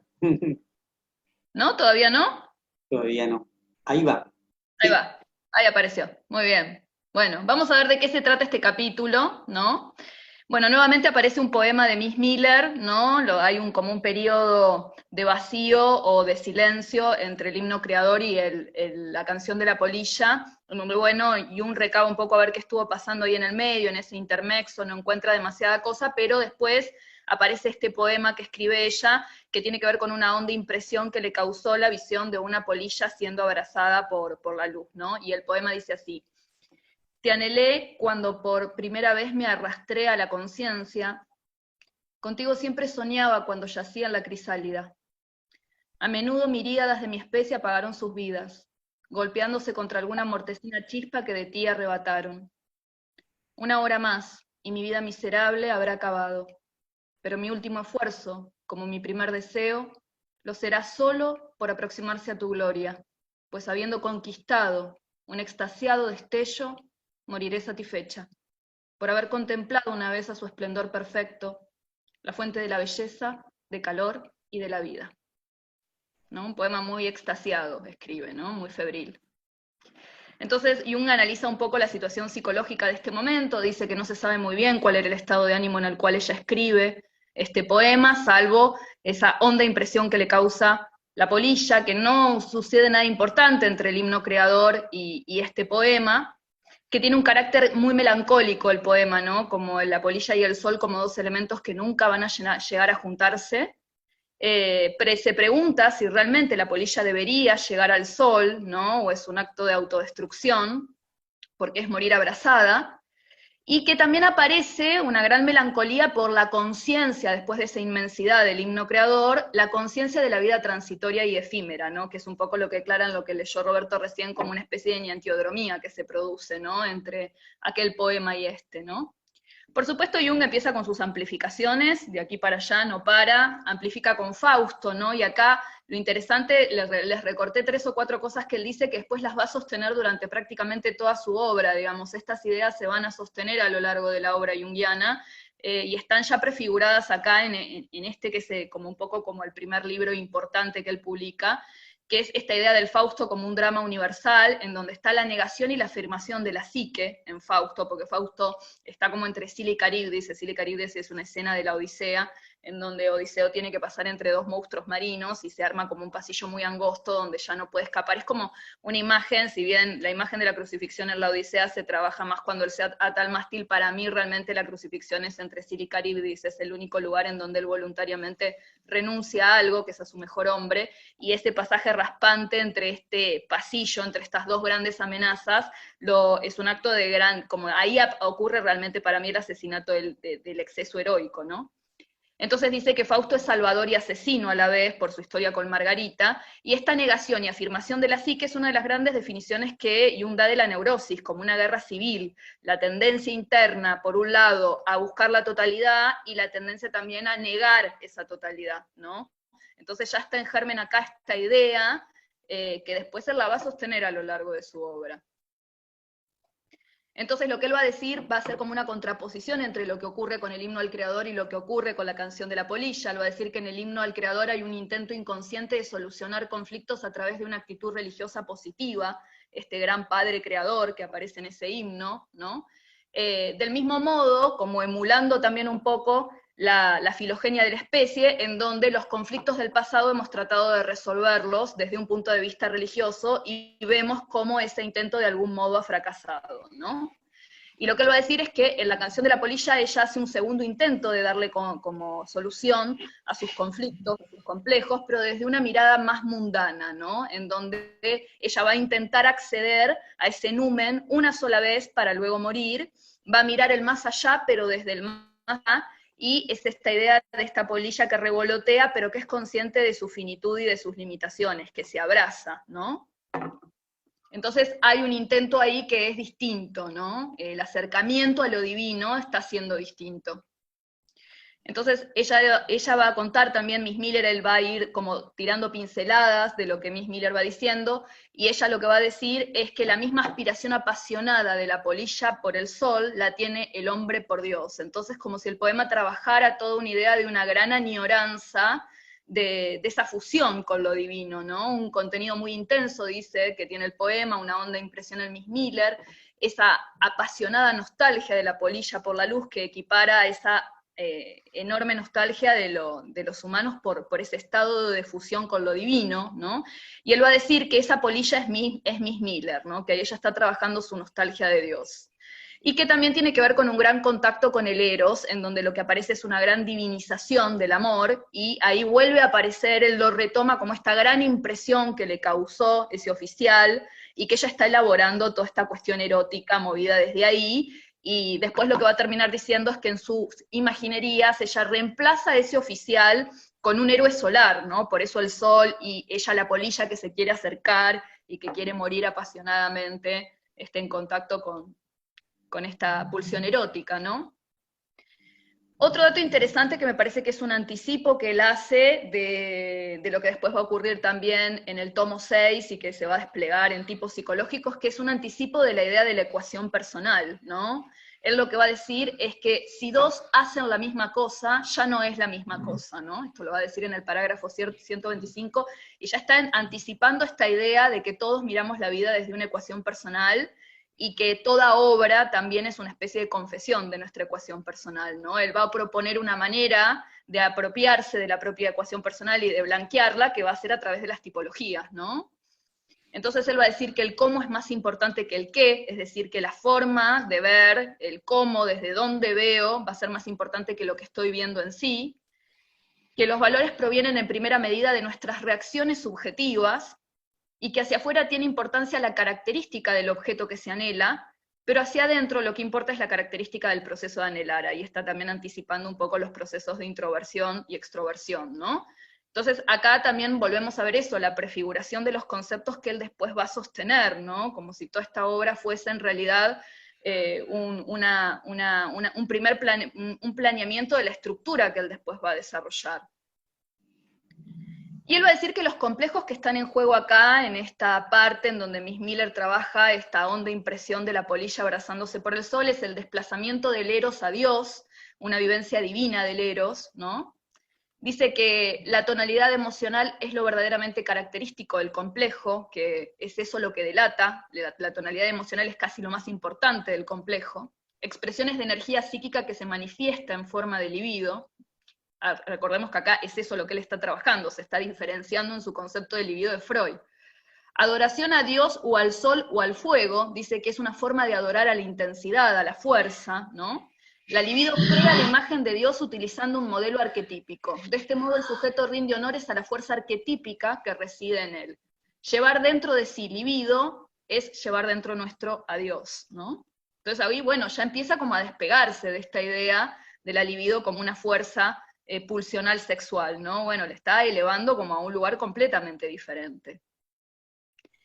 Y después va a hablar un poco de un proceso de introversión de la libido que ella ve en Miss Miller, ¿no? Que dice que quien introvierte la libido se la sustrae al objeto externo. Esta es una idea que va a desarrollar un montón en tipos psicológicos y también en parte en algunos pasajes de la obra también la idea de depresión de Jung es introversión de la libido también, ¿no? La libido se vuelve hacia adentro y se remonta hacia el pasado y revive imágenes primarias del baúl de los recuerdos, ¿no? Reactualización de imágenes del padre y de la madre. En la religión ocupa un lugar importante el papel de la regresión y la activación de las figuras parentales. Los beneficios de la religión prodigan cuidados parentales, va a decir él. Los sentimientos místicos se arraigan en ciertas emociones de la primera infancia. Lo que él va a mostrar es cómo en realidad a partir del proceso de regresión de la libido, lo que ocurre es que se empiezan a recargar los complejos primarios, ¿no? Empieza a ocurrir eso, la libido al no poder progresar hacia afuera y recargar y enfrentar las circunstancias del mundo, lo que hace es recargar de un modo como totalmente amplificado todo lo que tiene que ver con el mundo interior, ¿no? Genera un hipérbole del mundo interior, que es lo que él cree que le pasa a Miss Miller y lo que ella está tramitando a través de la poesía.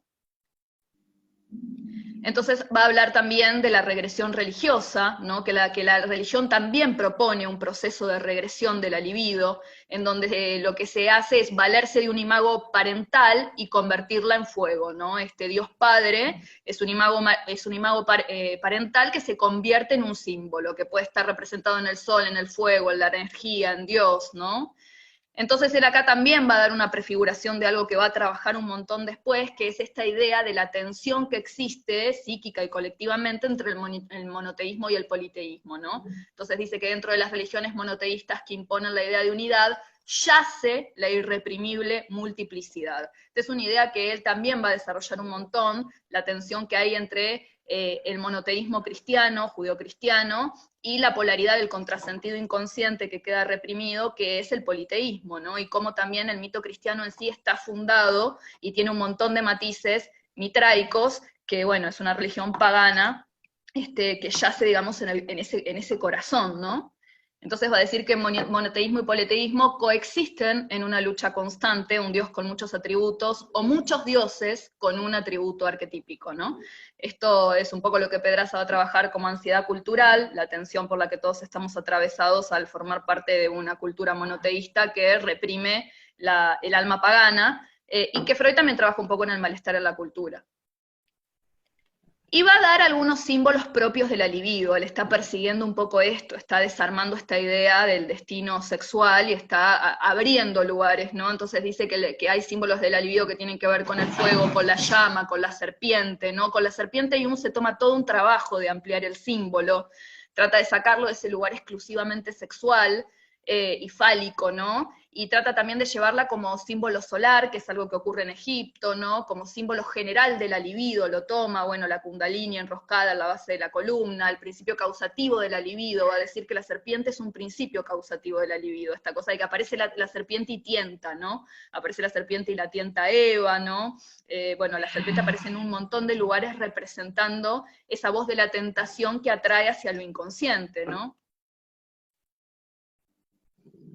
¿Y qué va a decir de Miss Miller? ¿No? Acá la agarra y bueno, la interpreta lindo y parejo, y va a decir que la pasión de Miss Miller va a hablar de esta pasión que ella desarrolla acá en este poema por el héroe solar, ¿no? Va a decir que la canción de la polilla representa el anhelo de Miss Miller por ascender, de estar en contacto con lo divino, aunque sea por un momento, ¿no? Asume una cualidad mortal, pero en realidad quiere elevarse y conectar con el dios solar, aunque se queme, ¿no? Esa oda que ella escribe ahí en la canción de la polilla sería ese anhelo de fundirse y de quemarse en esa pasión con ese héroe solar. El lugar del amado es ocupado por un héroe divino por motivos inconscientes, va a decir, y el poder de Dios está amenazado por la seducción de la pasión. El poder de la razón está asediado por la pasión y su caos, ¿no? Va a hablar de, bueno, cómo acá la pasión, un poco lo que decía también Roberto antes, no admite o anula la racionalidad, ¿no? Esa frase también, por ejemplo, de Rilke, de que cuando se encuentran dos corazones no hay un templo para Apolo, ¿no? Porque, bueno, ahí hay algo del estar enamorado que también es como perder la cabeza, ¿no? Entonces, en el saber popular ya hay algo de la renuncia a lo racional para poder vivir la experiencia luminosa del amor, que también puede ser muy arrasadora, ¿no? De lo que él habla también es un poco de los peligros de esa inflación del eros y del ir a quemarse como esa polilla al sol. Entonces él lo que va a decir es que estos arrebatos de libido, como fuerza que trasciende la conciencia, pertenecen tanto a Dios como al diablo. O sea, nos pueden llevar al paraíso o al infierno. Cuando la libido arrasa con la racionalidad, dice, es como un diluvio que lo que hace es limpiar todo para volver a fundar desde las profundidades. Es una idea súper interesante, me parece, que él plantea, ¿no? Y dice que la pasión nos levanta y a la vez nos aniquila, ¿no? Y da algunos ejemplos, como por ejemplo la Torre de Babel, ese símbolo de la ibris humana, que lo que hace es llevar al humano a querer transgredir sus propias posibilidades, y eso dice que es lo que sucede con la pasión que eleva a la polilla hacia la luz hasta quemarla, ¿no? Entonces dice que la desmesura del deseo puede arrastrar al humano desde lo elevado hacia su perdición. Nuevamente esta idea de que la pasión eleva y hunde, ¿no? Entonces él lo que ve ahí es ese anhelo de Miss Miller de entregarse a esa pasión que la arrase como la luz a la polilla, ¿no? Así que bueno, este es un poco el resumen de lo que él trabaja en este texto, de las ideas. Es un apartado súper caótico, yo fui extractando y destilando un poco los lugares donde se hace sentido también en el resto de la obra, porque después hace una serie de amplificaciones que son imposibles y que yo creo que son sí, súper compensatorias de su necesidad de mostrar cierta solidez también, pero que bueno, que me parece que es más su proceso que otra cosa. Oye, si quieres podemos comer. Te podemos comer aquí. ¿Quién habla? No veo. Ya. ¿Quién está hablando? Bueno, parece que hay alguien que tiene hambre, Ada. Totalmente. Bueno, no sé si alguien quiere preguntar algo, ya casi estamos cerrando. Después les voy a compartir un poema de Idea Vilariño, que es una, hablando de poetas como Miss Miller, que es una poeta uruguaya, hermosa, ella extraordinaria, que tuvo una historia de amor así al estilo de la canción de la polilla con Onetti, que fue otro escritor uruguayo súper extraordinario, que vivieron una historia de amor súper arrasadora, que se hizo muy famosa porque fue realmente funesta en un montón de sentidos. Idea Vilariño, digamos, tiene, como le ha escrito poemas a raudal a este hombre, y ella termina, digamos, yendo, como después de esta historia de amor, a un lugar muy, muy minimalista y restrictivo con su poesía, ¿no? Donde ella dice que la única palabra poética que encuentra es el no, ¿no? Como, bueno, después de esa experiencia tan arrasadora, esa ñantiodromía. Así que les voy a leer un poema de ese momento en el cual ella estaba con Onetti viviendo esta pasión. Pero bueno, primero quiero saber si hay alguna pregunta o algo que quieran comentar.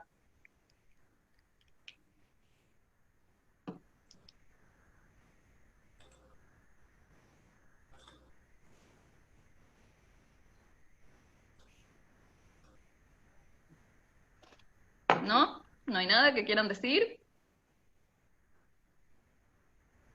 Está linda,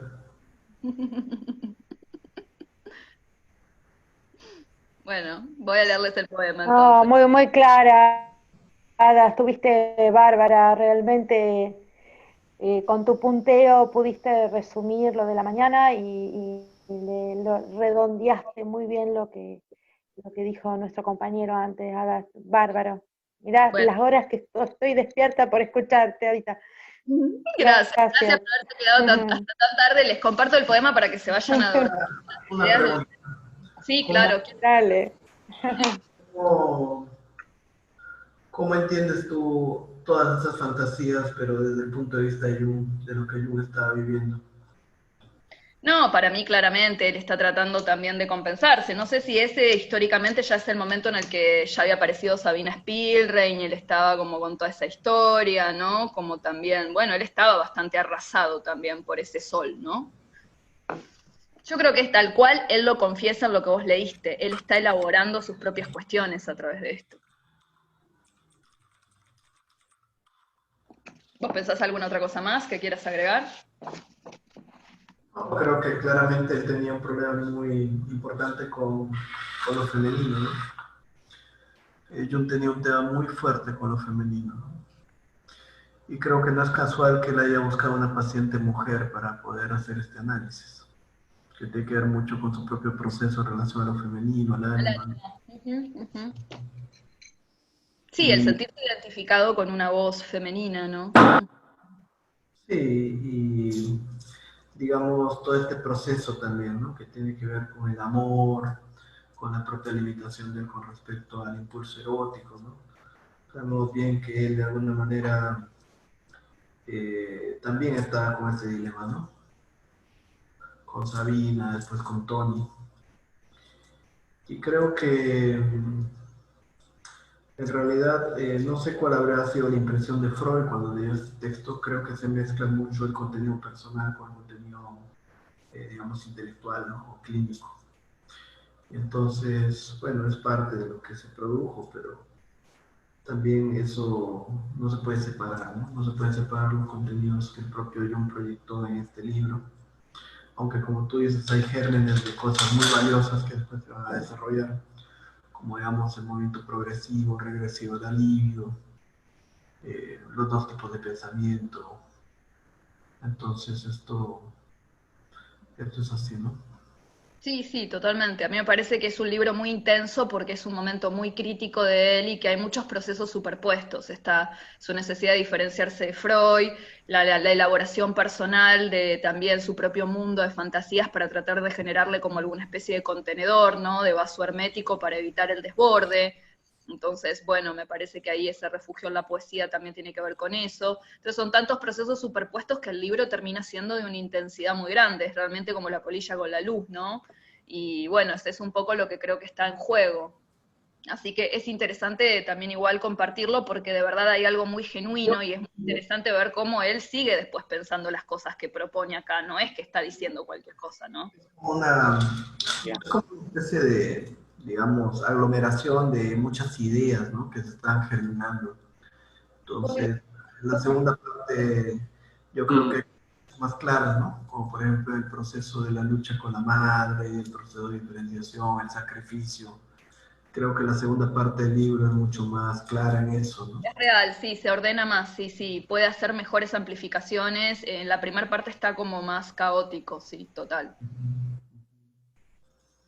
Sí, ¿y qué piensas tú, por ejemplo, de este análisis que hace Jung con respecto a esta relación entre la fantasía y el instinto sexual? A la fantasía y al instinto sexual, que particularmente en la canción de la polilla, a mí me parece que es reductivo, Como, como vos decís, es como reductivo, ¿no? idea, idea de compensación, ¿no? Sí, sí, yo creo que es como vos planteaste. Yo lo que veo es que él está en una ambivalencia tremenda entre que se separa de Freud y por otro lado lo cuida, ¿no? Porque hasta la publicación de este libro, incluso, bueno, seguían como un poco en un trance delicado, pero los vínculos seguían. Y eso se ve, digamos, en algunos pasajes la ambivalencia de él, ¿no? Como que se lanza, pero como conserva también, ¿no? Como tiene la necesidad de conservar algo de esa otra forma de interpretar. Hay una mirada reduccionista, ¿no? De, Sí. digamos, del contenido creativo del paciente, ¿no?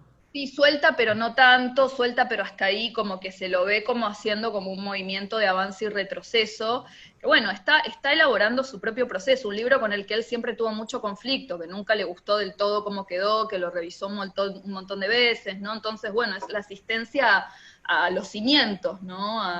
Como una cosa muy iniciática en su trabajo como investigador y escritor, y bueno, creo que ahí está.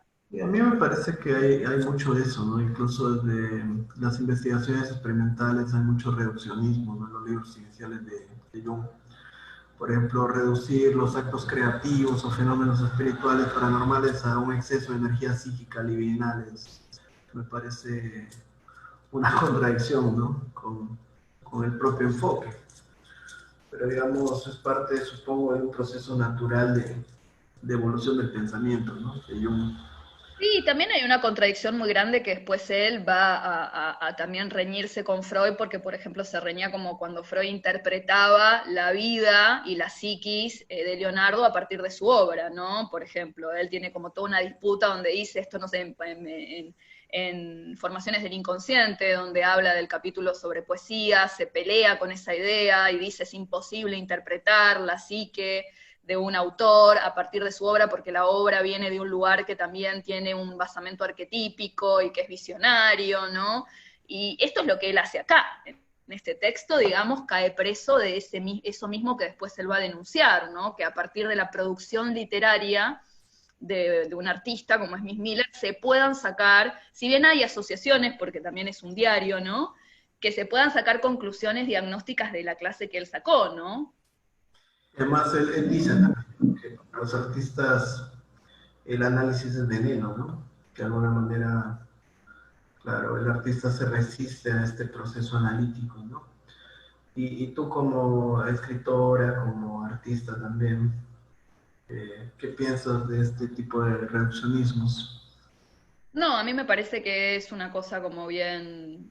A mí me resuena mucho más como él lo trabaja en formaciones del inconsciente, ¿no? Como un lugar en donde, por supuesto que la obra tiene algo muy subjetivo siempre, uno crea desde uno, pero me parece que también particularmente, además en la poesía, igual yo creo que en todas las formas del arte, pero la poesía en particular, la poesía viene, no se la puede forzar, ¿no? No es que vos podés sentarte a escribir un poema, pero tenés ganas de escribir un poema, podés tener todas las ganas de escribir un poema, y puede que no venga el poema, ¿no? Entonces hay algo de esto de, bueno, lo que hemos trabajado en otros encuentros de ser huésped para Orfeo, que implica como abrirse a otra dimensión, no hay algo muy interpretable ahí, ¿no? Como qué sé yo, sí, te está galopando una emoción probablemente que necesites canalizar, pero no, después ya trasciende eso, me parece que él ahí sí que es reductivo. Por un lado, la interpretación de la obra estética puede ser un acto invasivo, violento, ¿no? De la intimidad del artista. Es una forma, sí, es una forma de violencia, me parece, sí, como bueno, es el caso, por ejemplo, de Nick, ¿no? Que es una poeta suicida, que habla un montón, digamos, como se la lee mucho desde ahí, como que su poesía tiene mucho que ver con eso, y claramente tiene que ver con eso, pero también hay toda una elaboración de la idea de la muerte en Pizarnik, que va más allá de su propia cuestión, ¿no? Entonces, bueno, como me parece que ahí ocurre muchas veces eso, ¿no? Bueno, de hecho Rimbaud quería generar el movimiento de la poesía objetiva, como que se deje de interpretar a los poetas desde la herida personal, porque bueno, también hay otro proceso involucrado ahí. Así que bueno, ya es la hora, me parece. Ya deben estar todos súper cansados, algunos ni deben haber cenado. Así que les voy a leer el poema y nos vamos. ¿Mm? Es un poema de Idea Villarino, como les dije, que se llama Esa estrella. Lo escribe en medio, digamos, de su pasión por arrasadora tipo polilla en la luz con Onetti. Entonces ella dice, esa estrella, ¿qué quiere? Se ha puesto en mi ventana, casi a la altura misma de mis ojos y se está allí latiendo, o haciendo señas, o no sé qué, mirando, dejando que la vea, enorme como un puñado de luz, sobre la sombra suave de los pinos. La miro con rencor. Yo estoy aquí leyendo un hermoso trabajo sobre la alegoría. Y esa estrella, alentando, jadeando en mi ventana, me instala de repente en medio de la noche terrible del espacio, el abismo, el infinito, como se quiera, pero me despoja y me deja vagabundeando a ciegas, vagabundeando no, arrasada, en una acelerada inmóvil, pura respiración de hielo, arrastrada, llevada sobre esta chispa cálida, sucia, alocada, que silba por lo oscuro, lanzada como un jet a la nada, y yo, pobre de mí, leyendo una alegoría. Es hermoso, ¿no? Pero bueno, también no la vamos a interpretar, por más que se estaba peleando con Onetti, no la vamos a interpretar porque el poema es sublime y va mucho más allá de eso, claramente. Bueno, me parece que habla un poco, sí, de esta mente intelectual arrasada por la pasión.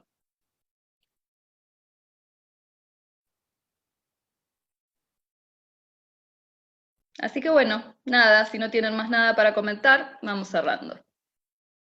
Gracias, Barbie, por haber estado ahí. Un beso, chicos. Saludos, Gracias, Gaby. Roberto, Ada, un beso a Nos vemos todos. pronto. Gracias. Gracias a todos por haber estado.